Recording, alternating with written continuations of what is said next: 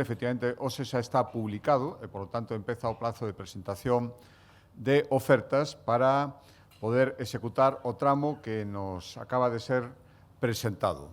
E que é unha prolongación dunha infraestructura empezada hai moito tempo e que agora dá un paso importante e que queda, ademais, hai que decirlo, para as medras, como se sole decir. Imos facer cun investimento importante, casi 37 millóns de euros, unha vía de alta capacidade, pero tamén as obras que permitirán que, chegado o momento, se o índice de vehículos diario así acredita que é necesario, poder convertilo tamén en nunha autovía. Agora mesmo vai ser unha vía de alta capacidade, creo que o adianto e a mellora vai ser moi importante. Empezarán as obras, isto tamén é importante decilo cando falamos dun, como decía ao principio, de realidades, de algo que a partir de agora empeza o seu proceso xa, con consignación orzamentaria 8 millóns de euros, se non me engano, no presuposto de este ano, para que a partir do mes de xullo poida comenzar a execución